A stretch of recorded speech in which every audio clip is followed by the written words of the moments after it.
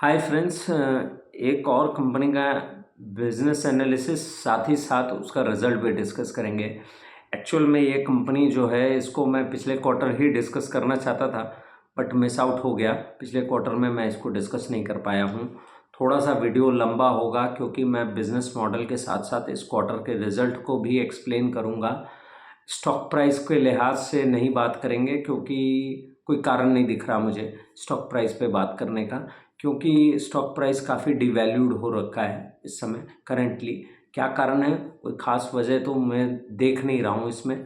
Basically एक जो ख़ास वजह ये दिख रही है कि लोगों को क्लैरिटी नहीं है, मार्केट को क्लैरिटी नहीं मिल रही है स्टॉक को लेकर कि वो क्या प्रॉफिटेबल हो पाएगा कि नहीं, या फिर कैश फ्लो पॉजिटिव हो पाएगा कि नहीं, वो सस्टेन कर पाएगा कि नहीं। तो ये सर्टेनिटी क्लियर नहीं हो पा रही है, जिसकी वजह से स्टॉक प्राइस कंटिन्यूअसली फॉल कर रहा है।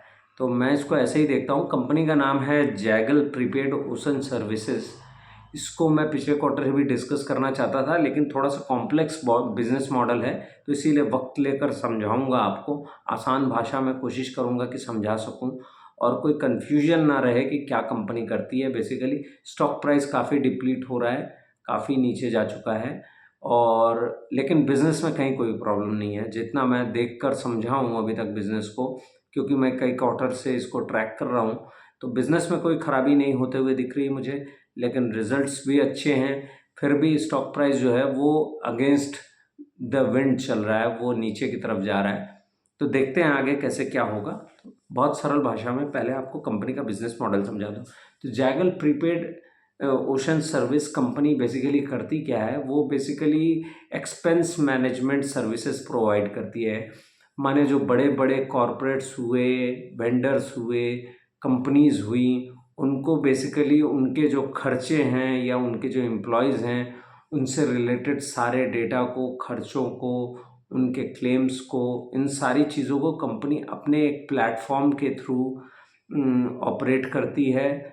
वहाँ डेटा कलेक्ट करती है, डेटा को शेयर करती है कॉरपोरेट्स के साथ, और बेसिकली इससे क्या होता है, एक्सपेंस मैनेजमेंट करने में मदद मिलती है कॉरपोरेट हाउसेस को, वेंडर्स को, और भी क्लाइंट्स को, कस्टमर्स को, इवन जो इंडिविजुअल्स होते हैं उनको भी अपने खर्चों पर एक अंदाज़ा लेने में आसानी होती है।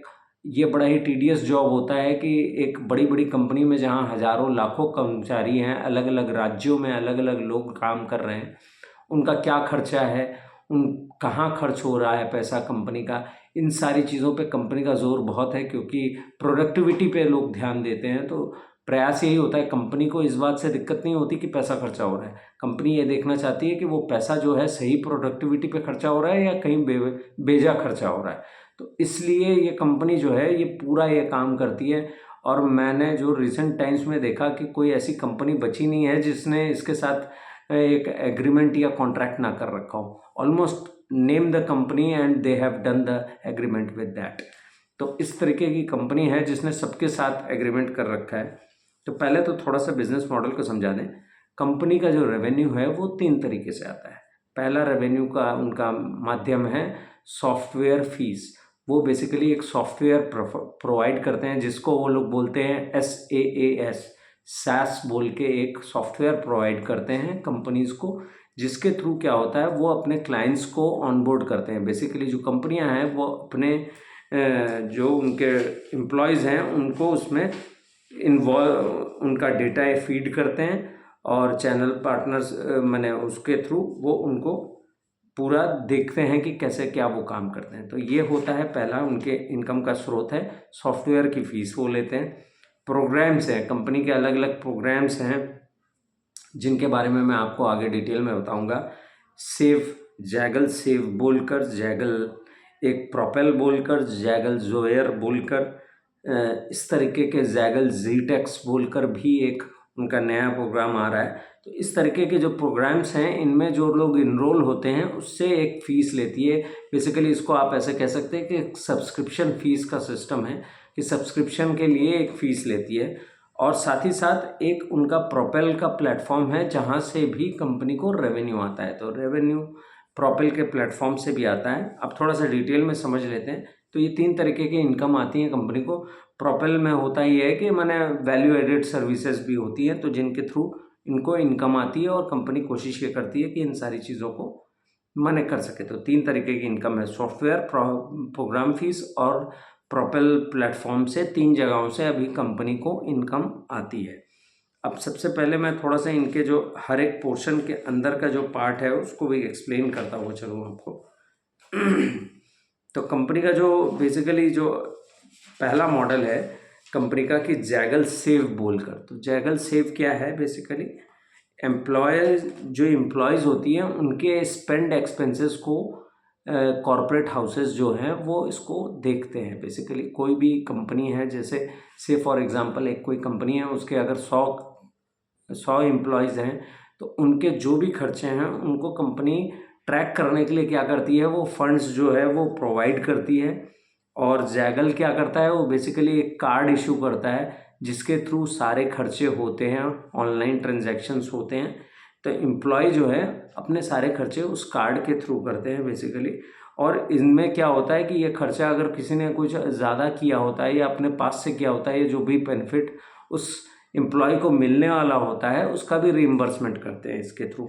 तो बेसिकली रीइंबर्समेंट होता क्या है, उसी कार्ड में उस पैसे को ऐड ऑन कर दिया जाता है, तो वो रीइंबर्समेंट को उसको यूज़ कर पाते हैं। तो ये बेसिकली कोशिश ये करते हैं कि इससे कंपनी के क्या खर्चे हैं उसको समझा जाए। थोड़ा सा और आपको आसानी से समझाऊं कि इससे होता ये है कि जो एम्प्लॉय है उसके सारे खर्चे रिकॉर्ड होते हैं और उसका बेनिफिट पता चलता है, और इसकी एक डिटेल रिपोर्ट वो बनाते हैं अपने कॉरपोरेट को, जिस कॉरपोरेट के लिए वो ये पूरा डेटा कलेक्ट कर रहे हैं उनको प्रोवाइड करते हैं। इवन आरबीआई से 100% जो है कंप्लाइंट है ये पूरी सर्विसेज। इससे क्या होता है, कंपनी को, कॉरपोरेट्स को अपने जो है डेटा का, एक्सपेंसेस का पूरा डिटेल मिल जाता है। और हायर ऑफिसर अथॉरिटीज़ ये भी देखते हैं कि प्रोडक्टिविटी के हिसाब से वो आगे इस एक्सपेंस को कंटिन्यू करते हैं। इसके बेसिस पे होता ये है कि जैगल को जो है वो सैस, जो मैंने बताया SAS सैस का जो है फीस मिलती है और प्रोग्राम का भी फीस मिलती है इसमें, माने सॉफ्टवेयर और प्रोग्राम फीस दोनों ही इसमें कलेक्ट होती है जैगल सेव में। इसके बाद अगला उनका मॉडल जो है वो है जैगल प्रोपेल, जो बेसिकली चैनल पार्टनर्स के लिए यूज़ करते हैं और वहाँ से इनको सेल्स पे कमीशन आता है। तो अब जैगल प्रोपेल क्या होता है बेसिकली, तो जो भी चैनल पार्टनर्स होते हैं उनको ऑनबोर्ड करते हैं वो, और उनकी स्पेंडिंग को देखते हैं। तो अब इसको मैं ऐसे आपको समझाऊं, चैनल पार्टनर्स वो हुए जैसे उन्होंने किसी कंपनी के साथ टाई अप किया, कोई सैलरीड पर्सन है, उसने कोई चीज़ खरीदनी है या फिर उसने अगर इस प्रोग्राम के साथ इंटर किया है तो उसको एक कार्ड दिया जाता है जिसके थ्रू वो अपने खर्चे करता है, और वो जो भी पैसा खर्च करता है उस पर कंपनी जैगल जो है वो कुछ इंसेंटिव पास ऑन करती है कस्टमर को। इससे क्या होता है, एक जिसको कह सकते हैं day to day way activity या डे टू डे बिजनेसेस, कई सारे बिजनेसेस चलते हैं। जैसे मैंने एक समझ लीजिए एक हाई वैल्यू कस्टमर है उनका, जो कि जिसकी अच्छी खासी सैलरी है, तो उसको सैलरी के तहत जो भी पैसा मिलना है वो उस पैसे को उस कार्ड में आता है और उसको वो खर्च करता है, उस पर कंपनी उसको इंसेंटिव या कैशबैक देती है। तो बेसिकली होता है कि जैसे उसने कोई कंज्यूमर ड्यूरेबल आइटम, कोई AC, कोई कुछ इस तरीके की चीज़ कहीं एक्सपेंस किया तो उस पर एक कैशबैक उसको मिलता है। तो इसमें कंपनी क्या करती है, उनको ज़्यादातर प्रीपेड कार्ड्स, वाउचर्स, इस तरह के एक्साइटिंग ऑफर्स देती है। तो जैगल इसमें क्या करता है, फ़ी, कमीशन और सैस के फीस, तीनों चीज़ें, सॉफ्टवेयर, प्रोग्राम फीस और कमीशन, तीनों ही अर्न करता है जैगल प्रोपेल के थ्रू। और एक और जो प्लेटफॉर्म है इनका, जोयर बेसिकली क्या है, जोयर जो इनका है वो अकाउंट मैनेजमेंट करता है वेंडर्स का। वेंडर्स माने जैसे बड़ी बड़ी कंपनियों ने कोई प्रोजेक्ट बनाया है, उसमें उन्होंने एक वेंडर को वो पूरा प्रोजेक्ट दिया है कि आपको इसको कंप्लीट करना है। तो अब वेंडर का जो है, वेंडर का पेमेंट जो है वो जैगल के थ्रू होगा। तो किसी कंपनी ने किसी को ऑर्डर दिया, किसी से एनी कंपनी को उसने ऑर्डर दिया और कहा कि आपको इस प्रोजेक्ट को पूरा करना है, तो उसका पेमेंट जो है वो उस वेंडर का जो पेमेंट है वो जैगल के थ्रू होगा। बेसिकली कंपनी वो बिल बनाकर जैगल को देगा, जैगल उस बिल को कंपनी को देगा, कंपनी पेमेंट जैगल को करेगी और जैगल जो है वो वेंडर को पेमेंट करेगा। इस तरीके की इससे होता क्या है, इसमें जो जोयर होता है उसमें क्या होता है, प्रीपेड कार्ड दिया जाता है बेसिकली। इससे क्या होता है, कॉरपोरेट जो है वो अपने पेमेंट सिस्टम को मैनेज करते हैं। जो वेंडर होता है वो एक्चुअल में जो उनका प्रोजेक्ट से रिलेटेड काम होते हैं उसमें जो एक्सपेंसेस होते हैं उनको यूपीआई के थ्रू बेसिकली भारत पेबल जो सर्विसेज है उसके थ्रू बीबीपीएस के थ्रू यूटिली पेमेंट करने में उनका फ़ायदा होता है। साथ ही साथ प्रोग्राम फीस और सेस के लिए जैगल को इसमें अर्निंग्स होती हैं। तो बेसिकली कंपनी का ये बताना था इसमें। तो अब मैं आपको जैसे अगर इसको ये इनका मॉडल हुआ, साथ ही साथ ये कुछ नए चीज़ें भी लॉन्च कर रहे हैं। बेसिकली हो ये रहा है, जैगल जेटेक्स बोल के एक इन्होंने लॉन्च किया है, जो कि क्या होगा, मंथली इनकम स्टेटमेंट बनाता है, बेसिकली बजटिंग करता है, एनालाइज करता है बिजनेस के एक्सपेंसेस को। इसका भी एक ऑनलाइन पूरा प्रोसेस है जिसको ये डेवलप कर रहे हैं। अभी तक इनका डेवलप नहीं हुआ, ऑलमोस्ट कंप्लीट हो गया है। तो फ्लीट मैनेजमेंट, लॉजिस्टिक्स और फ्लीट मैनेजमेंट से रिलेटेड एक सर्विसेज ये प्रोवाइड करने की आगे चलकर तैयारी कर रहे हैं। जैगल इंटरनेशनल पेमेंट्स, रेमिटेंस और इंटरनेशनल पेमेंट्स करने की भी एक फैसिलिटी को ये डेवलप कर रहे हैं, जिसको आगे ये चलकर अपने क्लाइंट्स को देंगे। कॉरपोरेट के जो है पार्टनर प्रोग्रामिंग और मर्चेंट के सर्विसेज के लिए।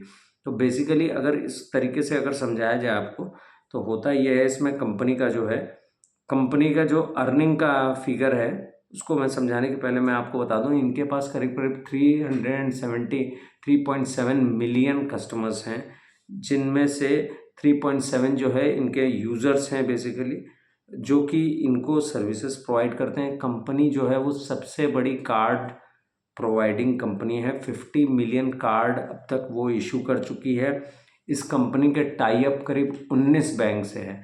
माने बैंक्स आज जो डेबिट कार्ड आपको इशू करते हैं या प्रीपेड कार्ड इस तरीके के इशू करते हैं, आप देखेंगे उस पर जैगल लिखा होता है।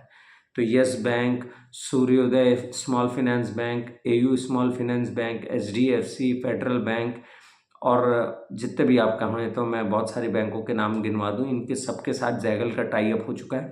बेसिकली जैगल के खुद के 325 एम्प्लॉयज़ हैं जो इन सारे पूरे काम को ट्रैक ऑन करते हैं बेसिकली। तो कंपनी का अगर रेवेन्यू वाइज देखें तो कंपनी ने बहुत अच्छा किया। तो कंपनी बेसिकली इस हमें कॉन्ट्रैक्ट कर रखी हुई है, लॉन्ग टर्म कॉन्ट्रैक्ट हो रखा है उनका। मैं आपको बता दूं तो वीज़ा के साथ 7 साल का इनका कॉन्ट्रैक्ट हो रखा है, जिसमें ये क्या करेंगे, इंसेंटिव्स भी देंगे कस्टमर्स को और को ब्रांडेड ये कार्ड इशू होंगे। तो वीज़ा और मास्टर कार्ड दुनिया में सबसे ज़्यादा कार्ड इशूएंस हैं।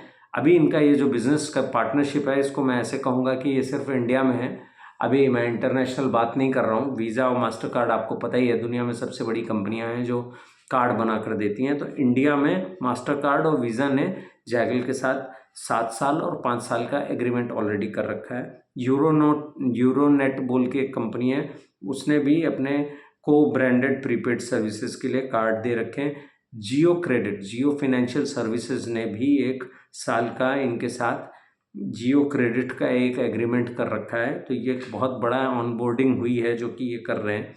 और अगर छोटी कंपनियों के नाम लूँगा तो बहुत सारे हैं। अब मैं आता हूँ कि कंपनी एक सब्सिडरी खोलने की कोशिश कर रही है गिफ्ट सिटी में, बेसिकली जो कि है गुजरात में। तो वहाँ पर Zaggle prepaid payment IFC limited है। इससे क्या होगा, कंपनी को आसानी होगी। गिफ्ट सिटी में जो बाहर से कंपनियाँ आती हैं उनके थ्रू ऑनबोर्डिंग और काम करने में आसानी होगी। और एक प्रेजेंस बना रही है कंपनी। बेसिकली इन्होंने एक यूएई में भी एक अपनी एंटिटी बनाने की कोशिश कर रहे हैं, जिसके थ्रू ये पूरे मीना रीजन जिसको कहा जाता है उसको भी कोशिश करेंगे टैप ऑन करने के लिए। वहाँ से क्या होगा, इनका एक्सपोर्ट मार्केट में काम खुल जाएगा। बेसिकली एक्सपेंस मैनेजमेंट का काम जो है, अब मैं इसको ऐसे देख रहा हूँ कि कंपनी इसको डाइवर्सिफाई कर रही है और इंडिया के भी बाहर जाकर काम करने की कोशिश करेगी। तो अगर कंपनी के रेवेन्यू को देखें तो सॉफ्टवेयर की जो फीस है वाई ऑन वाई बेसिस पे, जो पिछले साल करीब करीब इनकी जो थी वो ऑलमोस्ट 8 करोड़ 90 लैक्स थी, वो इस साल बढ़कर 112 करोड़ है। सॉरी 112 कह रहा हूँ, 8.9 करोड़ थी, वो बढ़कर 11 करोड़ 20 लैक्स है, जो कि 26% की ग्रोथ दिखा रहा है सॉफ्टवेयर फीस पे। प्रोग्राम फीस पे जो कंपनी का इनकम है वो पिछले साल 135 करोड़ थी, वो बढ़कर 211 करोड़ हो गई है। वहाँ पे करीब करीब 55-56% का ग्रोथ दिख रहा है। प्रोपेल के प्लेटफॉर्म पे अगर कहा जाए तो 192 करोड़ का इनका सेल था, जो कि बढ़कर 275 करोड़ के आसपास पहुंच गया है, जो कि 43% का है। तो कंपनी का गाइडेंस 45% का था, ऑलमोस्ट कंपनी उसको टचअप कर रही है। अगर ओवरऑल नंबर पे देखें तो रेवेन्यू जो पूरा ऑल टोटल इनका रेवेन्यू था वो 4976 था, 497 करोड़ 60 लैक्स था, जो कि पिछले साल 336 करोड़ था। वहाँ पे 47.9% की ग्रोथ दिख रही है। इबिट्टा लेवल पे अगर बात करें तो 509 करोड़ का इबिट्टा लेवल है इनका, और 50.9 करोड़ का इनका इबिट्टा लेवल है, और जो कि पिछले साल 29.4 करोड़ था, वहाँ पर भी 72% की ग्रोथ है। पैट जो है वो 46 करोड़ का दिख रहा है, और पिछले साल ये 26 करोड़ का था, तो वहाँ पे भी 76% का है। और कंपनी क्लियरली एक ऑपरेटिंग लेवरेज पा रही है अपने कस्टमर्स के बेसिस पे, और कंपनी ने अपने जो कहा जाए कि कस्टमर्स का संख्या है उसमें 13.7% से इंक्रीज़ किया है। 379.40 के करीब इनके कस्टमर हैं, जो कि 3337 थे पिछली बार। मिलियंस में ये नंबर है, इसीलिए थोड़ा सा आपको अलग लग रहा होगा, लेकिन 333 करोड़ इनके कस्टमर्स थे, इस बार बढ़कर 379 हो गए। तो ऑलमोस्ट 13% का वहाँ पर भी जंप है। अगर प्लेटफॉर्म को यूज़ करने वाले लोगों की संख्या बताई जाए तो वो पिछले साल 3.16 थी, अब बढ़कर 3.71 करोड़ हो गई है। बेसिकली ये करोड़ का नंबर है, 17.5% के इसमें भी ग्रोथ देखने को मिल रही है। तो कंपनी जो है बेसिकली अपने जो पूरा इन्होंने डिटेल दिया उसके बेसिस पे ये आगे बढ़ते हुए दिख रहे हैं। और कंपनी का अगर मैं 9 मंथ का भी नंबर आपको कोट करूं तो ये 1260 करोड़ का इन्होंने सेल दिखाया है, जो कि अब तक 41% है, और प्रॉफिट जो है वो 95 करोड़ का है। पिछले साल कहीं इसके आसपास भी नहीं थे, वहाँ पर भी 70% की ग्रोथ दिख रही है। तो करीब करीब 25-30 करोड़ का प्रॉफिट था, वहाँ से 30-35 करोड़ का प्रॉफिट था, वहाँ से बढ़कर अब करीब 95 करोड़ का प्रॉफिट दिख रहा है। कंपनी ने ग्रीनेज बोल के एक कंपनी को एक्वायर किया था, उसमें जो सेल है वो पिछले साल उनकी 36 करोड़ की थी, इस बार अभी तक 9 महीने में 65 करोड़ की सेल हो चुकी है। तो ऑलमोस्ट 100% ग्रोथ दिख रही है। इन्होंने एमएक्स जो कि अमेरिकन एक्सप्रेस का कार्ड होता है उसके साथ भी पार्टनरशिप कर रखी है 3 साल के लिए। कंपनी अपने काम करने के तरीके में एआई का बहुत ज़बरदस्त इस्तेमाल कर रही है, और कंपनी का ये मानना है कि पहले हमको कोई प्रोडक्ट बनाने में जहाँ करीब करीब 2-2.5 महीने लग जाते थे, वो काम अब हम करीब 30 दिन में कंप्लीट करते हैं। तो हमारा समय बच रहा है, हम नए प्रोडक्ट्स इनोवेट कर रहे हैं और नए मार्केट में जा रहे हैं। हमारी कोशिश यही है कि इसको हम आगे बढ़ाएं। तो सब कुछ तो ठीक होता हुआ दिख रहा है बिजनेस में। और कंपनी का ये कहना था कि एआई अगर इसी तरीके से हमारे लिए काम करेगा तो हमने अपनी टेक्नोलॉजी की टीम को भी कट शॉर्ट किया है, जिसकी वजह से उनका खर्चा कम होते हुए दिखेगा। तो कंपनी से जो सारी चीज़ें हैं ये सारा था नंबर के बेसिस पे। बिजनेस मॉडल को बहुत सरल भाषा में समझाने की कोशिश की है, और कंपनी टेक्नोलॉजी का बहुत अच्छा इस्तेमाल कर रही है। मैं ये कहूँगा कि अगर पीयर टू पीयर एनालिसिस करें तो कोई ऐसी कंपनी नहीं दिखती है जो इसके साथ कम्पीट कर सके, क्योंकि ये बड़ा ही टीडियस जॉब होता है। किसी को भी खर्चे सारे मैनेज करना ही सबसे बड़ा मुश्किल काम है, और इसके लिए ऑलमोस्ट मैं ऐसा मानता हूँ कि कोई अगर कंपनी अपने बेसिस पे करने की कोशिश करेगी तो उसको एक पूरी टीम चाहिए जो इतने सारे खर्चे कंप्लीट करे या पूरे हिसाब को रख सके। बेसिकली ये कंपनी अपने आप में एक अलग तरीके का काम कर रही है, जो कि बड़े बड़े कॉरपोरेट हाउसेस से एनीवन, मैं आपको कंपनियों के नाम नहीं ले रहा हूँ यहाँ पर, सीके बिरला हुए, जितने बड़े बड़े कॉरपोरेट्स हैं सबके साथ टाई अप हो रखा है इनका। अब ये ओएमसीज के साथ भी टाई अप करने जा रहे हैं, ऑयल मार्केटिंग कंपनीज के साथ। आईआरएम एनर्जी के साथ इनका टाई अप हुआ, जो कि दिल्ली और तमिलनाडु और भी 1-2 राज्यों में गैस स्टेशन हैं जिसके 120 के करीब, जो कि मुझे पता चला, तो वहाँ उनके साथ टाई अप हुआ है, जहाँ पर इनके डेली के लेवल पे ट्रांजैक्शंस होंगे, नंबर्स बढ़ेंगे। तो सब कुछ तो बिज़नेस में ठीक होता हुआ दिख रहा है। अगर स्टॉक प्राइस के लिए अब थोड़ा सा बात कर लूँगा, क्योंकि स्टॉक प्राइस कंटिन्यूसली डिप्लीट कर रहा है, और डिप्लीट करने के पीछे जो मैं एक छोटी सी वजह देखता हूँ उसका कारण यही है कि कंपनी सब कुछ ठीक कर रही है, लेकिन कंपनी की प्रॉफिटेबिलिटी या कैश ऑपरेटिंग लेवल पे पॉजिटिव होना ये थोड़ा सा मुश्किल होता हुआ दिखता है। ये कोई क्लैरिटी कंपनी नहीं दे पा रही कि हम कैसा करेंगे। तो कंपनी का यही कहना है कि Q4 तक जाकर वो बेसिकली ब्रेक इवन पे खड़े हो जाएंगे। एटलीस्ट उनका जो कॉस्ट और जो वो है कॉस्ट और ब्रेक इवन लेवल पे खड़े होंगे। कैश फ्लो पॉजिटिव जो है उन्होंने एक्सपेक्ट किया है कि वो अगले साल इसको कंप्लीट कर लेंगे और कैश फ्लो पॉजिटिव अगले साल वो दिखेंगे। बेसिकली उनकी एक्सपेक्टेशंस यही है इसको लेकर, जिसको लेकर थोड़ा सा मार्केट को डाउट है। मार्केट उन्होंने जैसा कि बताया कि हम करीब करीब इस साल के अंत तक एक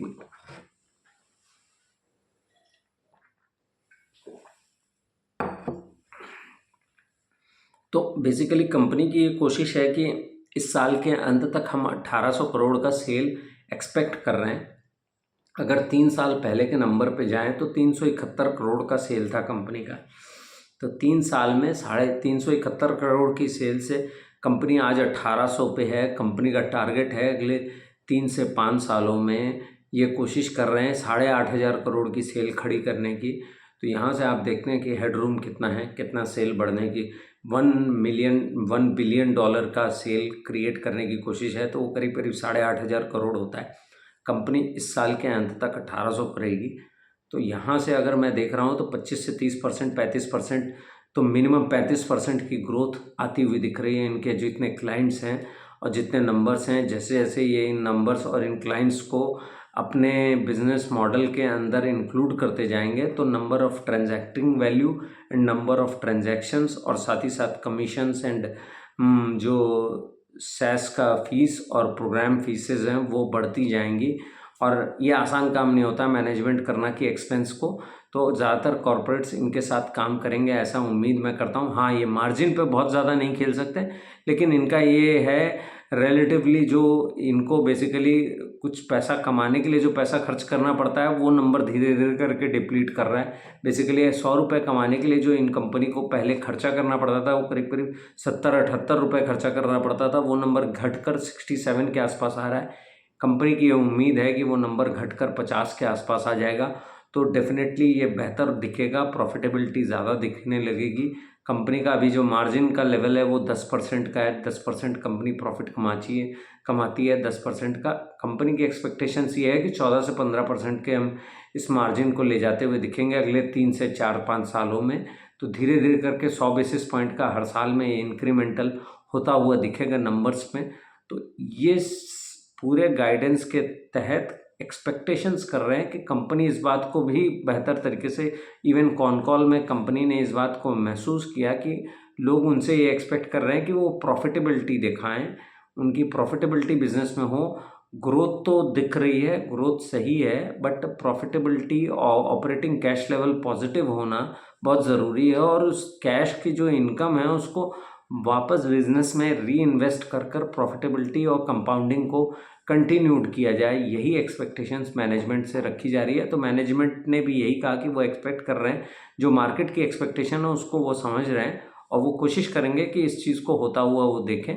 तो कोशिश यही है, बिज़नेस तो सही है, मॉडल भी सही है, थोड़ा सा मुश्किल और कॉम्प्लेक्स बिजनेस है, इसीलिए मैंने थोड़ा सा ज़्यादा समय लेकर आपको इस पूरे बिज़नेस मॉडल को समझाने की कोशिश की है। कुछ ना समझ में आए तो फिर से दोबारा सा रिपीट करके देखिएगा तो ज़्यादा क्लैरिटी बनेगी। बिज़नेस मॉडल मैंने कोशिश की है बहुत सरल भाषा में समझाने की कोशिश की है। कोई भी बाय सेल की रिकमेंडेशन नहीं कर रहा हूँ आपको, क्योंकि इसमें आपको नुकसान हो सकता है। मेरी तरफ से जो भी मेरे को समझ में आया वो मैंने आपको पूरा डिटेल में बताया। कंपनी बेहतर करते हुए दिख रही है। नंबर्स के लिहाज से मैं नहीं कह सकता हूँ कि कंपनी कुछ भी गलत कर रही है। हाँ, प्रॉफिटेबिलिटी अच्छी है, स्टॉक प्राइस पे कब रिफ्लेक्ट होगी ये कोई भी नहीं कह सकता, तो उस पर नहीं जाते हैं। कोई बाय सेल की रिकमेंडेशन नहीं है। आपका कोई सवाल हो इस स्टॉक से रिलेटेड तो ज़रूर पूछें, उस पर मैं क्लैरिटी देने की कोशिश करूँगा। जितना मैंने इसको ट्रैक किया, पिछले क्वार्टर नहीं ट्रैक कर पाया था, इस क्वार्टर इसको किया है, आगे कंटिन्यू करेंगे। जैसे कि आप देख ही रहे हैं कि मैं जितनी कंपनियों को मैं पहले ट्रैक कर चुका हूँ उनके सबके ऑलमोस्ट रिजल्ट्स आए और उनको मैंने डिस्कस किया अपने इस चैनल में। तो मेरी कोशिश ये है कि कंसिस्टेंसी बनाकर चलें, बिज़नेस बेहतर रहेंगे तो बताते चलेंगे और आप भी ट्रैक करो, तो उससे क्या होगा, आपको भी अंडरस्टैंडिंग होगी कि क्या सही चल रहा है। Thank you so much.